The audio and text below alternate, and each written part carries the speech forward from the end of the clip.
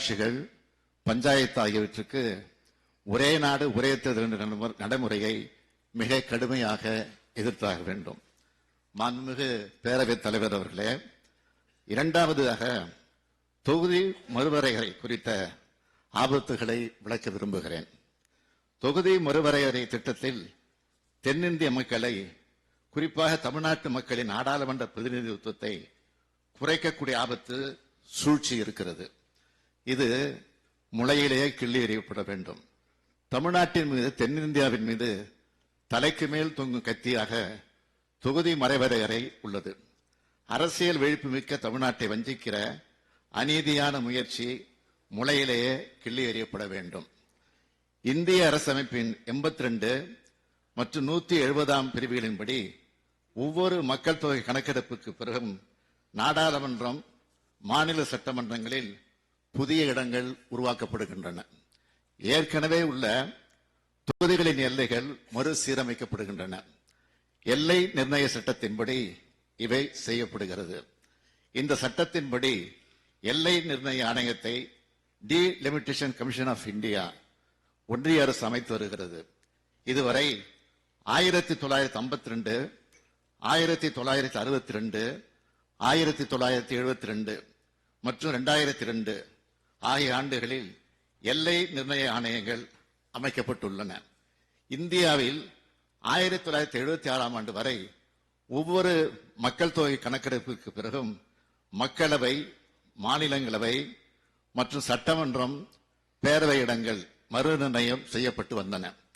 இவ்வாறு மறுநிர்ணயம் செய்யும் போது மக்கள் தொகையின் அடிப்படையில் மக்களவை, மாநிலங்களவை மற்றும் சட்டமன்ற பேரவை இடங்கள் குறைக்கப்படுகிறது.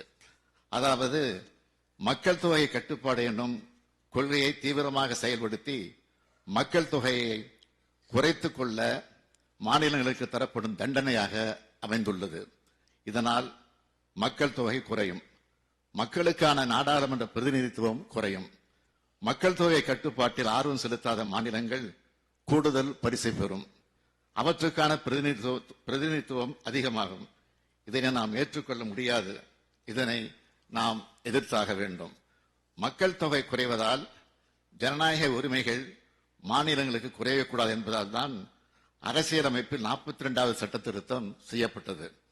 2001 ஆண்டு மக்கள் தொகை கணக்கெடுப்பு வரை தொகுதிகளின் எண்ணிக்கையில் மாற்றம் செய்வதை ஒன்றிய அரசு நிறுத்தி வைத்திருந்தது. அதுபோலவே அரசியலமைப்பு சட்டத்தின் 84வது திருத்தமும் செய்யப்பட்டது. தொகுதிகளின் எண்ணிக்கையில் 2026 ஆண்டு வரை மாற்றம் செய்யப்பட மாட்டாது என்றும் 2026 ஆண்டிற்கு பிறகு மக்கள் தொகை கணக்கெடுப்பின் அடிப்படையில் ஒவ்வொரு மாநிலத்திலும் உள்ள மக்களவை, மாநிலங்களவை மற்றும் சட்டமன்ற பேரவையில் உள்ள தொகுதிகளின் எண்ணிக்கையில் மாற்றம் செய்யப்படும் என்றும் திருத்தம் செய்யப்பட்டுள்ளது. மக்கள் தொகை கணக்கெடுப்பின்படி தொகுதிகளின் எண்ணிக்கையை குறைத்தால் தமிழ்நாடு உள்ளிட்ட மாநிலங்கள் பெரும் பின்னடைவை சந்திக்கும். 1971 ஆண்டு தமிழ்நாடும் பீகாரும் கிட்டத்தட்ட ஒரே அளவிலான மக்கள் தொகையை கொண்டிருந்ததால் மக்களவையில் கிட்டத்தட்ட ஒரே அளவிலான தொகுதிகளை கொண்டிருந்தன. இன்று தமிழ்நாட்டோடு ஒப்பிடுகையில் பீகாரின் மக்கள் தொகை 1.5 மடங்கு அதிகரித்துள்ளது. இதனால் ஒன்றிய அரசு மேற்கொள்ள உத்தேசித்துள்ள தொகுதி மறுசீரமைப்பு நடவடிக்கையால் தமிழ்நாட்டில் தற்போதுள்ள மக்களவை, மாநிலங்களவை மற்றும் சட்டப்பேரவை இடங்களின் எண்ணிக்கை வடமாநில எண்ணிக்கை விட விகிதாச்சாரத்தில் குறைந்துவிடும். இதனை நினைத்து பார்த்தால் அச்சமாக இருக்கிறது. தமிழ்நாட்டில் 39 நாடாளுமன்ற தொகுதிகள் இருக்கிறது.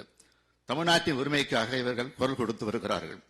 மக்கள் தொகை அடிப்படையில் தொகுதியை குறைத்துவிட்டால் உறுப்பினர்கள் எண்ணிக்கை குறைந்து விடுவார்கள். 39 எம்பிக்கள் இருக்கும் போதே ஒன்றிய அரசிடம் கெஞ்சி கொண்டு இருக்கிறோம். இதிலும் குறைந்தால் என்னாகும்? தமிழ்நாடு கோரிக்கை வைக்கும் பலத்தை இழக்கும், அவருடைய சக்தி இழக்கும், அதனால் உரிமைகள் இழக்கும். இதனால் தமிழ்நாடு பின்தங்கிவிடும். எனவேதான் தொகுதி வரையறை மறுசீரமைப்பு என்ற பெயரால் தொகுதிகளின் எண்ணிக்கையை எந்த சூழலிலும் குறைக்கக்கூடாது என்கிறோம். மக்கள் தொகை குறைந்துவிட்டதை காரணம்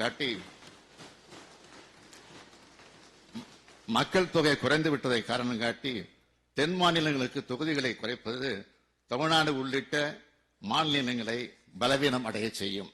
எனவே அனைத்து மாநிலங்களிலும் மக்கள் தொகை கட்டுப்பாட்டு நடவடிக்கைகளை தீவிரமாக மேற்கொள்ளும் வரை தொகுதிகளின் எண்ணிக்கையை இப்படியே தொடரச் செய்வது சரியாகும்.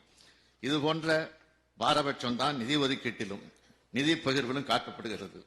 மக்கள் தொகையை காரணமாக காட்டி தென்னிந்திய மாநிலங்களுக்கு வரி வருவாயில் பங்கு குறைந்துவிட்டது.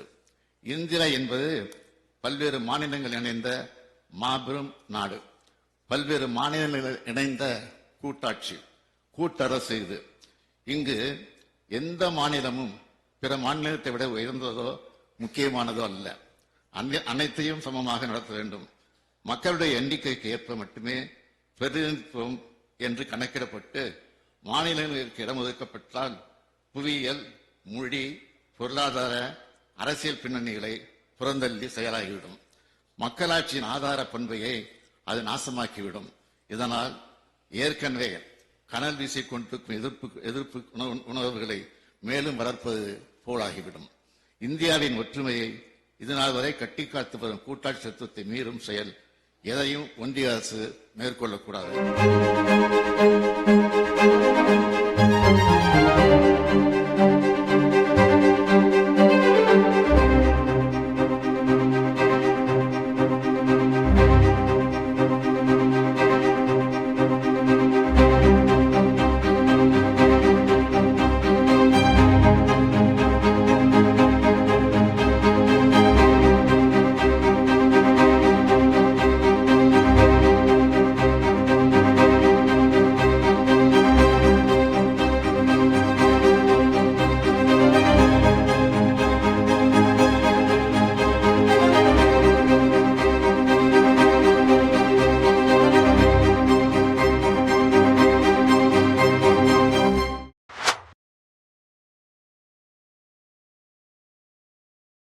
Brace yourselves for a revolutionary leap into the world of news with the Republic World app.